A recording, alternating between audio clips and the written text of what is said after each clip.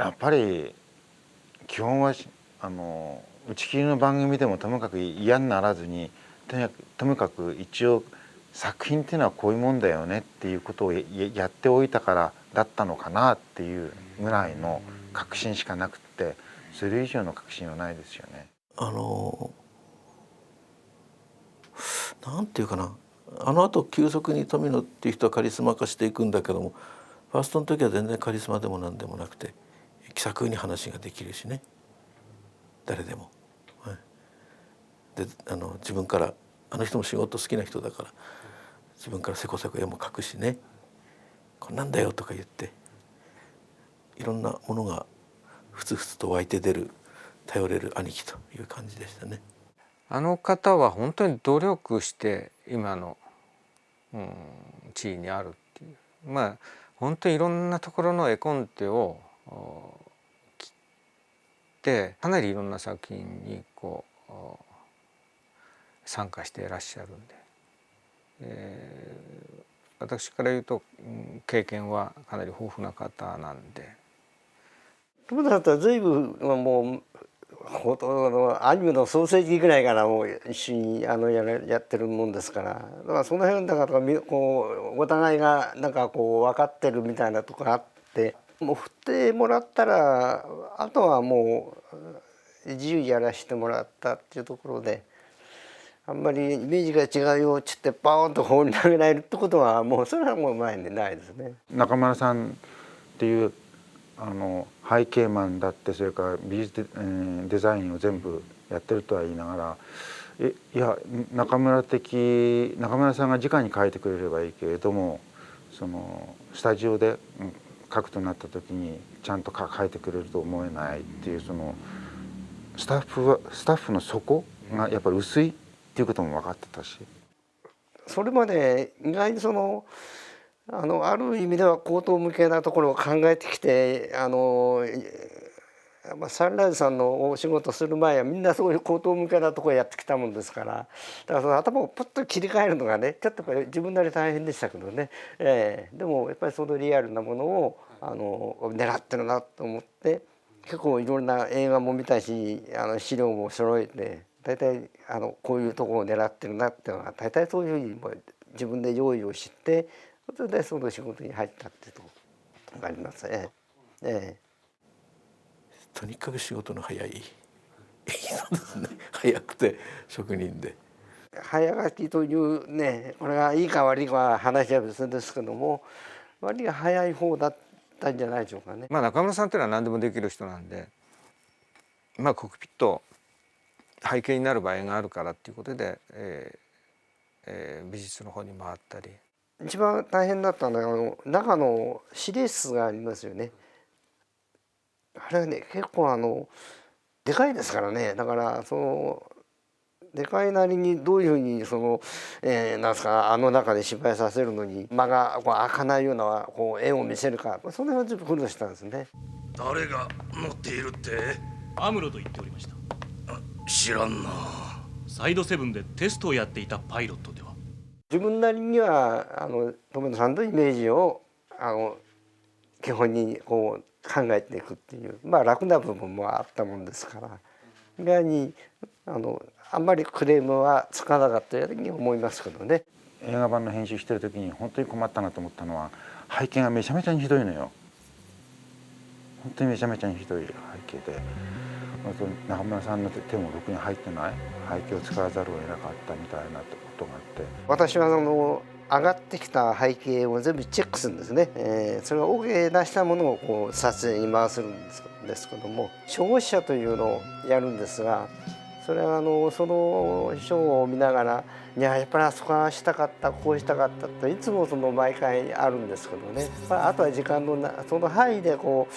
作り上げていくっていうやっぱり限界がどうしても、あとは後悔が残るみたいなねところはありますね。大柄デザインって全部好きじゃないんだよねとか思ってたし、それでガンダムの場合で言えばヤタンマンのもの持ってこられちゃ困るんだよねっていうのがあるわけだから、そういうものをどこまで制御できるかっていうのは分かんない。だけど大柄さんだって、もうアマチュアじゃない時期を過ぎてるわけだから、こなしてはくれるだろうっていうだけ。スポンサーが OK しなければ日もさっちもいかないわけですよね。ですから誰がデザインしたっていうんじゃなくて、たまたま私がそのメカデザイナーっていう職務でそこにいただけで、いろんな人の意見が入ったものをそのメインにするわけですよね。なんていうかな、これは物議を醸すかもしれないけど、スタジオヌエがコンセプトの非常に大事な部分をくれてるんですよね。それなのにメカデザインはスタジオヌエでは嫌だって僕は言ったんですよ。スタジオヌエにとっては非常に失礼というか問題な発言ですけども、当時メカデザインを仕事にしてるのはスタジオヌエと大柄さんたちのメカマンしかなかったんですよね。でヌエが嫌だって言えばあとはメカマンしかない、大柄さんになるわけです。で僕は閉めたと思って、大柄さんのデザインはやったことないけどもとても描きやすそうだとでヌエのメカは描きにくいと。大河原氏も要するにこのガンダムで本当にそのメカという世界を本当に入るって言い方が合ってるかどうかわからないけども腕を振るった仕事だったと思いますよね。これから今の大河原氏がさらに磨きがかかったような気がするように思いますね。まあその当時っていうのはメイン以外は商品化っていうのは考えられない時代だったんで、1週間ごとにいなくなるのが通常だったんで、かなり気軽に、デザインできるし、またそのフラストレーションのはけ口として主役よりはもっとかっこいいのを作りたいとか、そういう気持ちなのですごく面白くできるんですよね、仕事がね。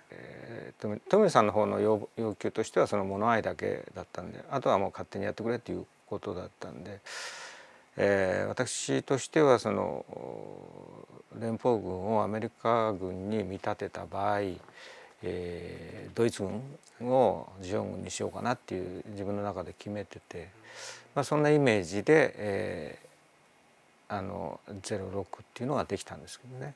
ドームが出るまでにやられ目から出てくるものがだんだんそうおもちゃ的になってきて、それはおもちゃ屋さんのスポンサーにはいいだろうけれどもとか、それからサンライズの経営者もいやそうでなくちゃ困るんだよね、やばいんだよねっていう話もある。だけど全部それでやられたら困る時にみたいな状況を読んでドームみたいなものを書いたわけだから、ドームみたいなものをやりたかったんではないの。こういう方向に持っていくために少しはこっちもやれよっていう強制なのね。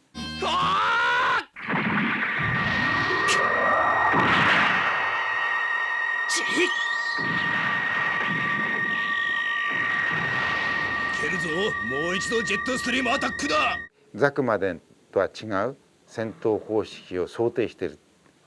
で大原はそれを想定してくれなかった。だったらやってみせる。富野さんバリバリやっちゃうもんですからね。そこの実際のやり取りは僕はタッチしてないし知らないけれども、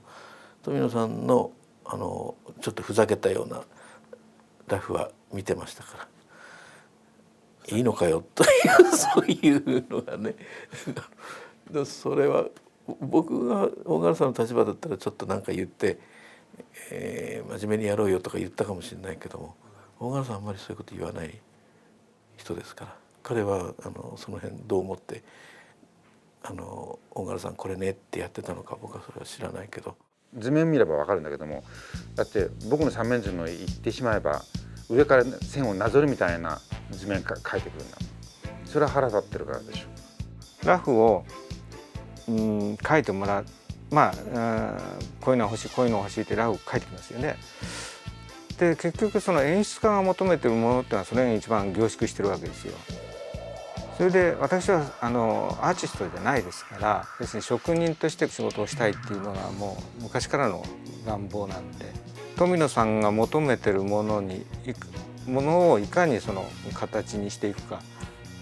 そうすれば私の仕事としては完結だと思うので、それで、富野さん OK すれば空いた時間は全部その、ヤッターマンとかゼンダーマンとか、あるいはその当時ザ・ウルトラマンっていうのもやってましたし、もう時間がもう大事なわけですよ。そういうことでそのラフっていうのをその形にしていったんですけどね。ただ気に入らないのもありますよ、それは。総監督権限で強権発動したわけじゃない。だからそしたら当然腹立ってる大柄さんっていうのがいるわけだから、こいつを黙らせなくちゃいけない。まあいい意味で言えば一応そこで、喧嘩を売っといて、それ以上の仕事をするっていうのが富野さんの富野さん流の自分を奮い立たせる方法かななんていう感じがしますけどね。大柄さんは自分で自覚してないっていうのは本当に困ったもんなんだけども、ユーモアとギャグに関して本能的に何かそのものの形をね、そういうセンスを持ってるのね。だからあれは本能的なものなの。それが全部出てきてもらっちゃ困るんだよねっていうことがあって、だから授業の時そのいわゆる僕流に言うとコアらしいメカを作るんですよ。で漫画的でなくヤッターマン的でないコアらしいメカって何なんだろうか。面と向かってあんたのデザインは嫌いだよっていうのは何回も聞いてるし、なぜっていうと鈍感だから。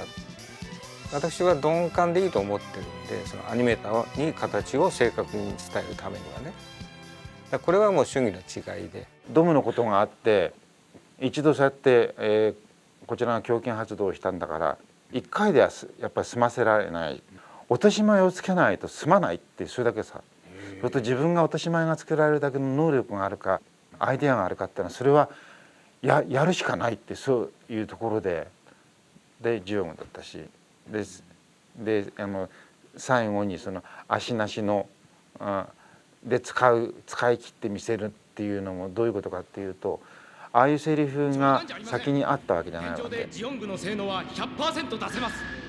足はついてない。あんなの飾りです。偉い人にはそれが分からんのです。力技を要するにドムに関して言えばやってみたわけで、やってみたらたまたまうまくいっただけのこと、確信論はなかった。それで現にもしあれがああいうものを作りうる自分の能力っていうのは本当にあったら、それ以後ずっとそういうアイデアが次々と出てこなくちゃいけないはずなのが出てないじゃないですか。だからそういう意味ではあんまり、変えた能力があったとは思えない自分に。富野さんみたいな私とはちょっとセンスが違う方の、ラフっていうのも、ガンダムという作品のなんか層とか厚さ幅両方とも深くなったりしたんじゃないかなとは思いますけどね。結果的にそれで良かったわけですよ。で大柄さんがそれを許容して形にしたのも正解だったわけですよ。で幸運なことにそのふざけたフォルムにですね、後からスタジオの絵をはじめとしてマニアが入ってって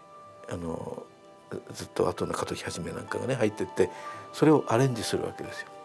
そうすると絵も家の味が出てくるんですよ。それが良かった。これがもしスタジオの絵とかのデザインが最初にあったら非常にタイトなね敷居の高いデザインになってたんですよ。安彦君の仕事は、それなりに知っていたから少し当てになるアニメーターだと思ったし、それから何よりそのキャラクターを見れば当時で言えば本当東大一の才能だと思えたから、本当に彼がやってくれればできるという確信だけで、それにやっぱり乗っただけのこと。デザインしてる時はもう恥ずかしながら実にいい加減なあれでどこか違う基軸は出そうと、それまでのリアリティ皆無のヒーローっていうところからね、そのヒーロー性を残しながら違うその日常性とか自然さとかをなんとか出そうとは思ったんですよね。だから非常に中途半端なものになってるわけですよ。今から見るとね、中途半端でいい加減だったのが結果的に良かったっていう気がするんですよね。あれがミリタリーだからっていうんで最初からもっとリアルな軍服にしていたらちょっと嫌な感じなものになりましたよ。ジオンの服とか連邦軍の制服とかをナンセンスな服をね前提にして、その後ミリタリーっていうことで色味を加えていくわけですよね。そうするとなんとなく違和感なく、進化させられる、膨らませられる。だから最初はあれでよかったんだと思うんですよね。安彦義和というアニメーターっていうのは本当に稀有の天才だったんだ。それは他の作画のグループと安彦君が作画監督をやったものでは当然違いも嫌でもあるし、でその違いっていうのは一体何なんだろうかっていうのは、それは実言うと説明ができない。それで天才だっていうのを言い方しかできないんです。でそれはどういうことかというと、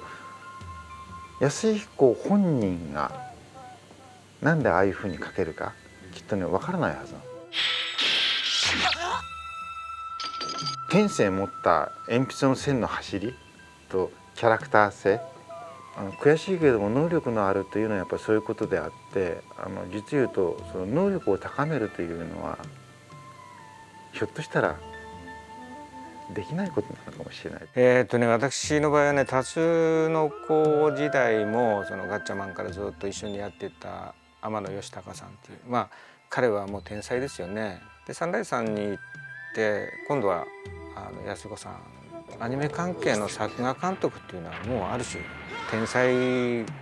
の人が多いんで、もう絵がなんとか天職みたいな人が、ほとんどなんで。作画打ち合わせの時に本当に嫌だったのは、安彦が僕のコンテでね作画打ち合わせやってるわけ。もうそれ聞くの本当に嫌だったもん。つまり俺のコンテでその天才肌のやつが他のアニメーターにここはだからこういうふうに作画すればいいんですよって説明しているのを聞くのが本当につらかった。何が辛いかというとそういう内容にちゃんとなってるんだろうか、それから天才肌の能力がこの僕のコンテを受け入れてくれてるんだろうかっていうようなことがそのワンカットごとにあるわけだから、本当にヒヤヒヤ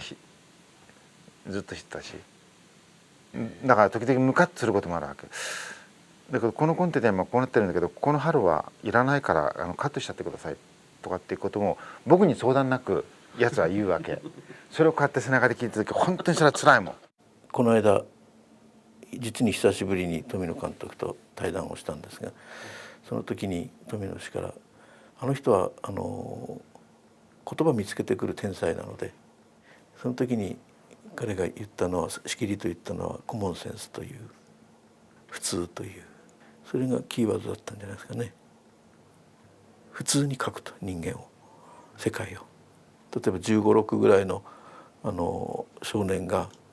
まだ未熟な若造がヒーローになるわけですよね。君は年はいくつだ？16歳です。でもそれまではヒーローっていうのはどんな設定であろうが、勉強ができようが、スポーツ万能であろうが、正義感が強かろうがスーパーヒーローになれたんですよ。プレッシャーで自分から崩壊するようなことはね、それまではありえなかったんですよ。あ、食べなくちゃ。アムロ、しっかりするか、出撃だ。リュウさん、年上の仲間に叱られたりね。甘ったれるな。ガンダムを任されたからには貴様はパイロットなのだ。言ったな。そういうことを話の中で出してくると、それは感動ものだったですね。だから富野さんいいね、こういうの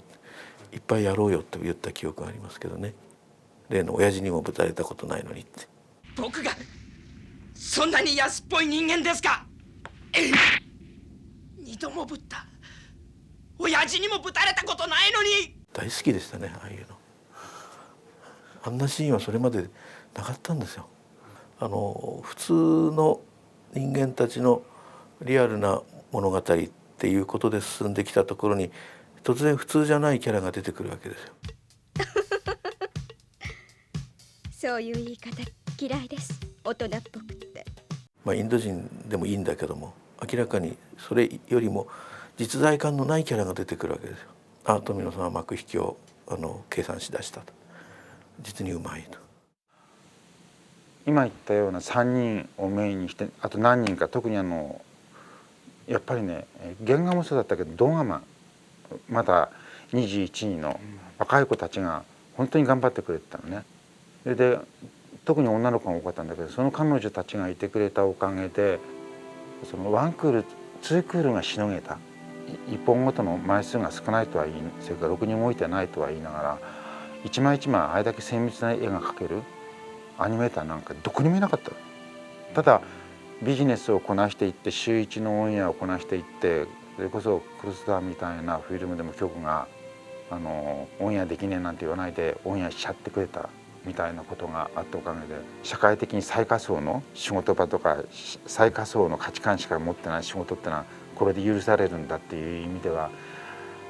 やっていながら自分でもひどいなと思いながら、ひどい環境だからこそ僕程度のものでも総監督をさせてもらえていたんだ、監督をやらせてもらえていたんだっていう実感しかなかったんで、やっぱりあ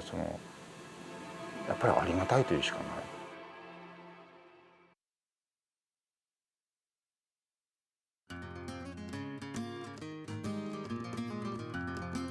宇宙スペースストーリーをここまで面白く考えたっていうのも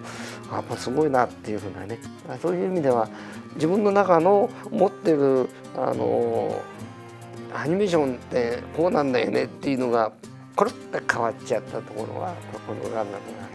ぱり大きいですね。ガンダムっていうのはこれだけ続いたっていうのは、今の世の中に通じるところが各所にあるから、その先見っていうのがすごくあったんじゃないかな。それにエンターテインメント性を加えたっていうことで、身につまされるっていう部分がすごくそのガンダムには根底にはあったのかなっていう感じを持ってるんで、本当のそのフィクションだったら、特にその子供の頃を見て大人になったら消えていってしまうっていうことだけど、今の時代いろいろ考えてみるとあながち空事じゃないな。僕にとって一回終わったもので、